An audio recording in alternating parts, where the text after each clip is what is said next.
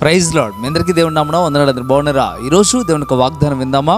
దేవుని యొక్క వాగ్దానం కీర్తన గ్రంథం 128వ అధ్యాయం 2వ వచనాన్ని మనం ధ్యానం చేద్దాం. నీవు ధన్యుడవు, నీకు మేలు కలుగును.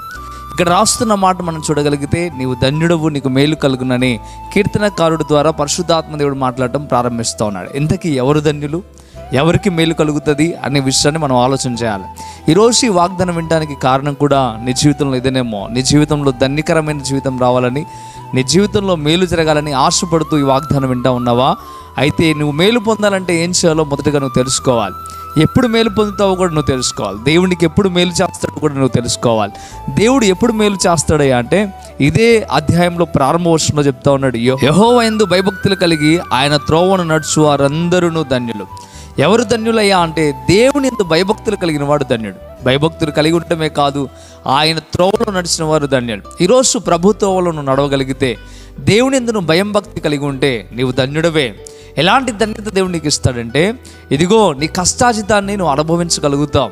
ఇదిగో నీ భోజన బల్ల చుట్టూ నీ పిల్లలు ఒలివ మొక్కల వలె ఉంటారు. నీ లోగిట నీ భార్య ఫలించు ద్రాక్ష వలివ ఉంటుంది. అంటే నీ కుటుంబం అంతా సంతోషముతో, ఎంతో ఆనందముతో, అంతేకాకుండా సమృద్ధితో ఉండడానికి అవకాశం ఉంది దేవుని యందు నువ్వు భయం భక్తి కలిగి జీవిస్తే. ఎప్పుడైతే నువ్వు దేవుని యందు భయం భక్తి కలిగి జీవిస్తావో అప్పుడు దేవుని సహాయం, దేవుని ఆశీర్వాదం నీ మీదకి వస్తుంది అనే విషయాన్ని నువ్వు మర్చిపోకూడదు. ఈరోజు నువ్వు దీవించబడాలనే ఆశతో ఈ వాగ్దానం వింటున్నావని ప్రభుకి తెలుసు కనుక నేరుగా నీతో మాట్లాడటం ప్రారంభిస్తున్నాడు. నువ్వు దీవించబడాలి అంటే తప్పక భయం భక్తి కలిగి జీవించాలి. నువ్వు దీవించబడాలి అంటే ఆయన త్రోవలో నడవాలి. దేవుడు ఎలా దీవిస్తాడు అంటే, ఇదిగో నీ చేతుల కష్టాజితాన్ని అనుభవిస్తావు. నువ్వు సంపాదించింది ఎవరో అనుభవించడం కాదు, కానీ ఇదిగో స్పష్టంగా దేవుడు చెప్పడం ప్రారంభిస్తూ ఉన్నాడు. నీ చేతుల కష్టాజితాన్ని నువ్వు అనుభవించేలాగా నేను చేస్తానని చెప్పడం ప్రారంభిస్తున్నాడు. నీ లోగిట నీ భార్యని, నీ పిల్లలు కూడా దీవిస్తాడని దేవునికి వాక్యం తేటగా చెప్పబడతా ఉంది. కనుక ఈ మాటలు నీ హృదయంలో భద్రపరుచుకొని దేవుని వాక్యం ప్రకారం జీవించడానికి సిద్ధపడు. మీ కొరకు ప్రార్థన చేస్తూ ఉన్నాను. ప్రార్థన కళ్ళు మూసుకుందాం, ప్రార్థనలోకి భవిద్దాం.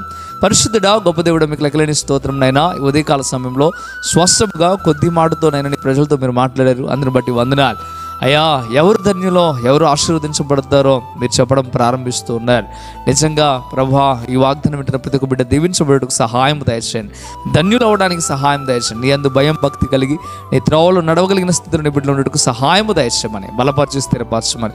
ఎవరైతే విశ్వాసంతో, నమ్మకంతో ఈ వాగ్దానం విని ప్రార్థనలు ఏకీభవిస్తున్నారో వారందరూ దీవించబడును గాక. అద్భుతమైన కార్యము చేయమని యేసయ్య నామంలో మిక్కిలి బతిమలాడి వేడుకుంటున్నాము తండ్రి. Amen, amen. ప్రియమైన దినములారా, ఈ వాగ్దానం ద్వారా ప్రభు మీతో మాట్లాడినట్లయితే తప్పక ఈ వాగ్దానాన్ని లైక్ చేయండి, షేర్ చేయండి. ప్రాముఖ్యంగా మీరు సబ్స్క్రైబ్ చేసుకోవడం ద్వారా ప్రతి ఒక్క వీడియో మీకు నోటిఫికేషన్ ద్వారా వస్తుంది. ఈ వీడియోని మీరు షేర్ చేయగలిగితే మీ వంతు మీరు సువార్త ప్రకటించిన వారు అవుతారు. మంచిది. ప్రభు మిమ్మల్ని, మీ కుటుంబాలను దీవించును గాక. ఆమెన్. God bless you.